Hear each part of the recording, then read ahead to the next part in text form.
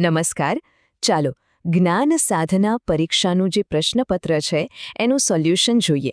આપણે સાથે મળીને કેટલાક અઘરા લાગતા પ્રશ્નોને એકદમ સરળ રીતે કેવી રીતે ઉકેલી શકાય એ સમજીશું.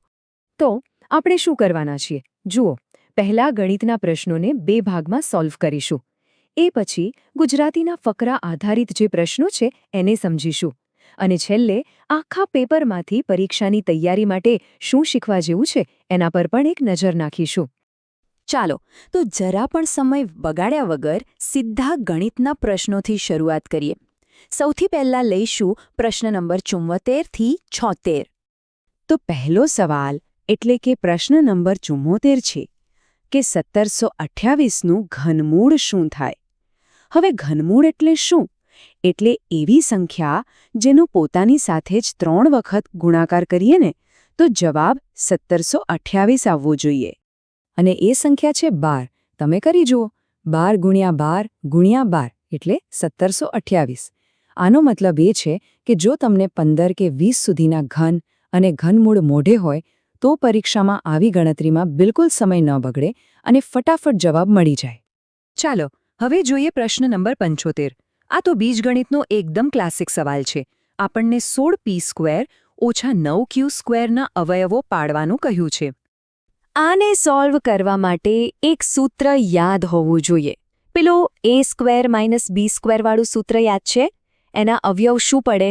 a - b અને a+b. બસ અહીં એ જ વાપરવાનું છે. જુઓ, 16p² એ 4p² છે અને 9q² એ 3q² છે. તો જવાબ શું આવે? 4p - 3q, 4p + 3q. જોયું? સૂત્ર આવડતું હોય તો સેકન્ડોમાં જવાબ તમારી સામે. હવે આ એક વ્યવહારુ દાખલો છે, દર અને પ્રમાણ પર આધારિત. ચાલો જોઈએ આને સ્ટેપ બાય સ્ટેપ કેવી રીતે ગણી શકાય. આ એકદમ સરળ છે. સૌથી પહેલાં આપણે એ શોધી લઈએ કે મશીન 1 કલાકમાં કેટલા પાઉચ બનાવે છે. તો એના માટે 840ને 6 વડે ભાગી નાખીએ. જવાબ મળશે 140. મતલબ કે 1 કલાકમાં 140 પાઉચ બને છે. હવે તો સાવ સહેલું. 5 કલાકમાં કેટલા? તો બસ 140ને 5 વડે ગુણી નાખો. જવાબ આવી ગયો 700 પાઉચ. ચાલો તો હવે ગણિતના બીજા ભાગ તરફ આગળ વધીએ. આમાં આપણે પ્રશ્ન 77થી લઈને 80 સુધીના દાખલા જોઈશું. જોઈએ આમાં કેવા સવાલો છે. પ્રશ્ન નંબર 77 ભૂમિતિનો છે. અહીં આપણને એક લંબઘનનું ઘનફળ શોધવાનું કહ્યું છે અને એની લંબાઈ, પહોળાઈ અને ઊંચાઈ આપેલી છે. લંબઘનના ઘનફળનું સૂત્ર તો સાવ સહેલું છે. લંબાઈ ગુણ્યા પહોળાઈ ગુણ્યા ઊંચાઈ. તો આપણે p², p⁴ અને p⁶ નો ગુણાકાર કરીશું. હવે ઘાતાંકના નિયમ પ્રમાણે જ્યારે આધાર સરખો હોય તો ઘાતનો સરવાળો થાય.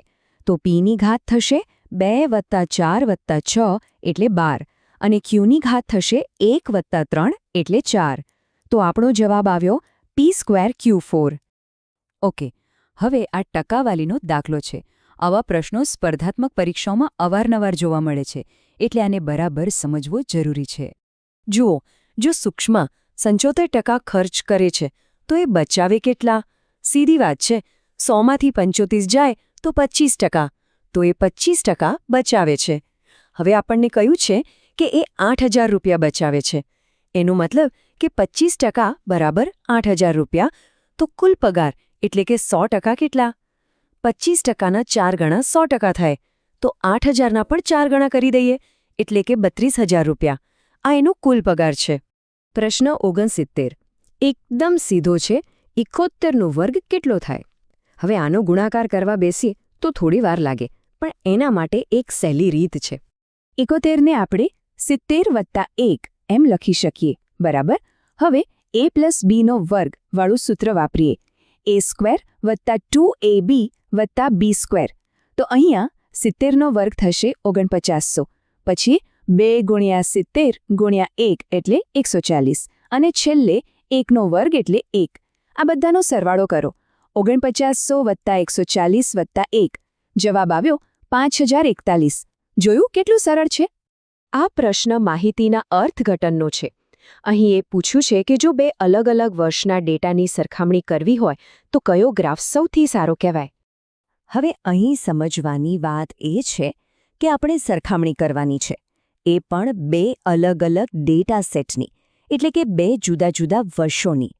સામાન્ય લંબ આલેખ એક જ ડેટા સેટ માટે વપરાય, પણ જ્યારે 2 ડેટા સેટની સરખામણી કરવી હોય ત્યારે હંમેશા દ્વિલંબ આલેખ એટલે કે ડબલ બાર ગ્રાફનો ઉપયોગ થાય છે.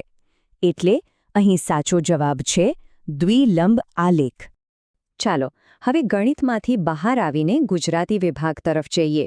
અહીં આપણને એક ફકરો આપ્યો છે અને એના આધારે અમુક પ્રશ્નોના જવાબ આપવાના છે. આમાં મુખ્યત્વે લેખક શું કહેવા માંગે છે એ સમજવાનું છે. પહેલા 2 પ્રશ્નો ફકરાના મુખ્ય વિચાર પર છે. પહેલો પ્રશ્ન છે કે ફકરો કોના માટે છે, જેનો જવાબ છે 8મા ધોરણના શિક્ષકો માટે. અને બીજો પ્રશ્ન લેખકની નાપસંદગી વિશે છે. લેખક સ્પષ્ટપણે કહે છે કે કિશોરોને પશુપંખીની બાલવાર્તાઓ સંભળાવી એ યોગ્ય નથી. આ ફકરાનો કેન્દ્રવર્તી વિચાર એકદમ સ્પષ્ટ છે. લેખક કહેવા માંગે છે કે વિદ્યાર્થીઓને તેમની ઉંમર પ્રમાણેની વાંચન સામગ્રી મળવી જોઈએ અને ખાસ કરીને 8મા ધોરણના વિદ્યાર્થીઓ માટે વીરતા અને સાહસની વાર્તાઓ સૌથી વધુ યોગ્ય છે. અને આ વિભાગનો છેલ્લો પ્રશ્ન પુસ્તકાલય વિષયની એક ચોક્કસ વિગત પર આધારિત છે. ચાલો જોઈએ એમાં શું પૂછ્યું છે. અહીં જવાબ શોધવા માટે ફકરામાં વપરાયેલો એક શબ્દપ્રયોગ ચાવીરૂપ છે. લેખક કહે છે કે કિશોર કથાઓ પુસ્તકાલયમાં ક્યાંક ખૂણે ખાંચરે પડી હશે. આનો અર્થ એ નથી કે તે છે જ નહીં, પણ એનો અર્થ એ છે કે તે ઓછી સંખ્યામાં છે અને તેને એટલું મહત્વ નથી અપાયું. તો આ બધા પ્રશ્નો જોયા પછી આપણે શું તારણ કાઢી શકીએ છીએ? આના પરથી સ્પષ્ટ થાય છે કે પરીક્ષામાં સારા માર્ક્સ લાવવા માટે ઘનમૂળ, બીજગણિતના સૂત્રો, ટકાવારી, માહિતીનું અર્થઘટન અને ફકરાનો ભાવાર્થ સમજવા જેવી બાબતો પર પકડ હોવી ખૂબ જ જરૂરી છે. આખું સોલ્યુશન જોયા પછી હવે એકવાર શાંતિથી વિચારવાની જરૂર છે. આમાંથી કયો વિષય કે કયો ટોપિક એવો છે જેમાં વધુ મહેનતની જરૂર છે? શું ગણિતના સૂત્રો પાકા કરવા પડશે કે પછી ગુજરાતીમાં અર્થઘટનની પ્રેક્ટિસ વધારવી પડશે? આ સવાલનો જવાબ તમારી તૈયારીને સાચી દિશા આપશે.